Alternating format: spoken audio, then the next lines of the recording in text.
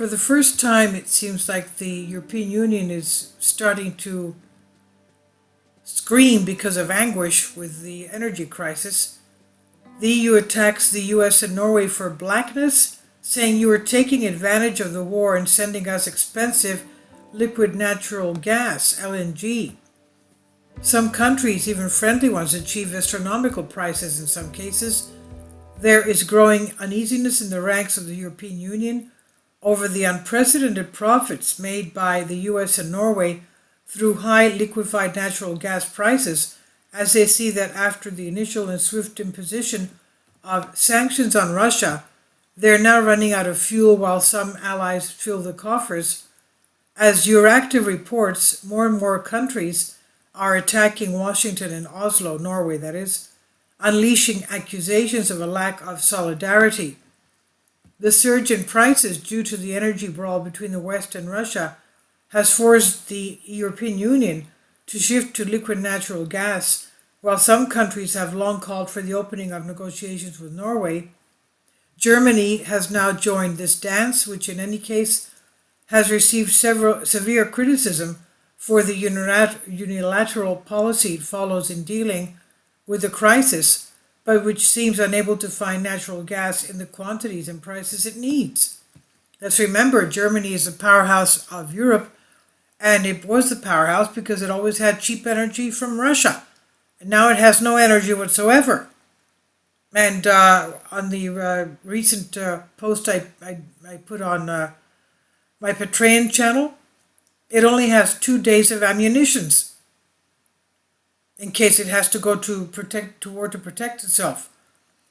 Now, some countries, even friendly ones, achieve astronomical prices in some cases. This is what Robert Habeck told Neue Osnabrücker Zeitung. Habeck is the economic minister of Germany, and he said, this of course brings with it problems which we have to talk about.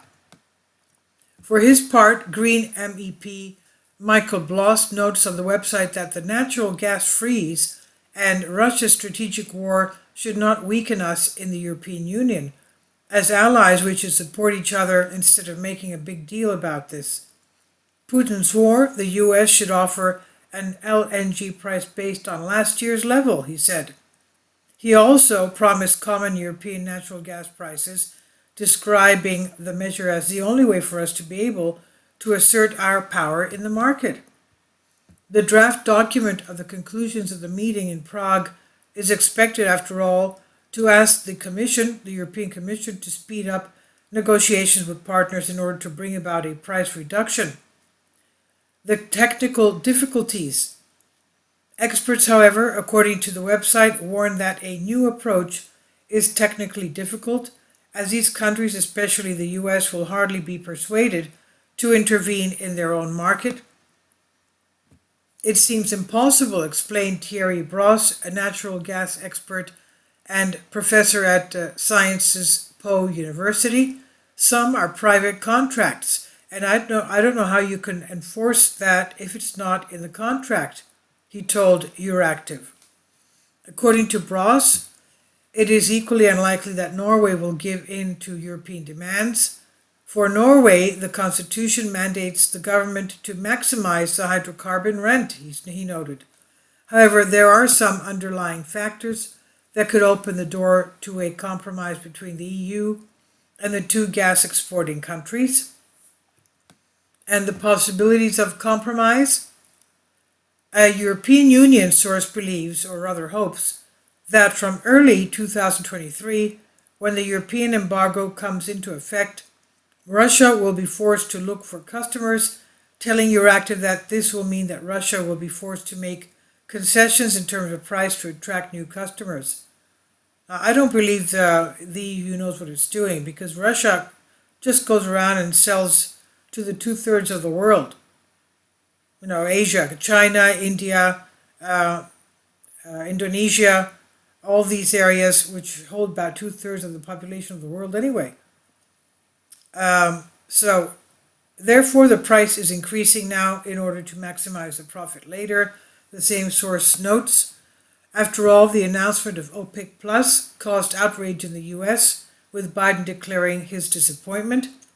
The U.S. is in the midst of strategic one-year release of gasoline from the national stockpile, the Strategic Petroleum Reserve, in order to keep prices low.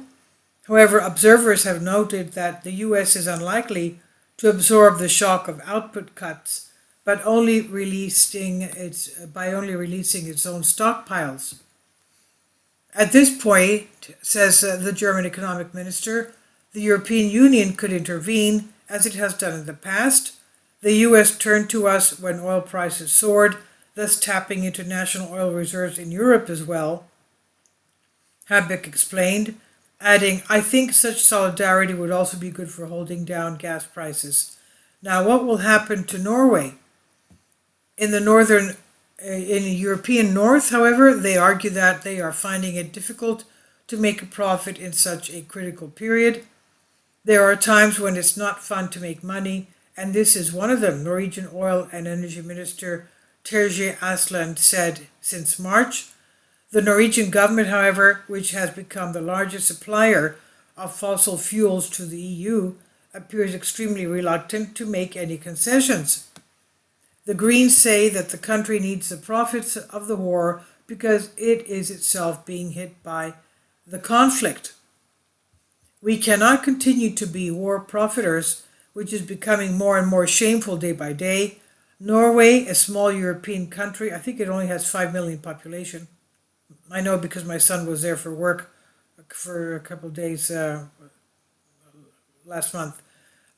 So Norway, a small European country, depends on peace, stability, and prosperity on the continent as much as any other country, noted the party's international relations representative Carl Johansson. The party's proposal, however, is that the extreme profits go to a solidarity fund, which will be used to help Ukraine and the energy poor countries of the European Union.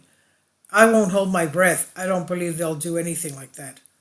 So this is from Pro News, a Greek article I've translated for you from a Greek article. Please leave your comments and thank you for your support.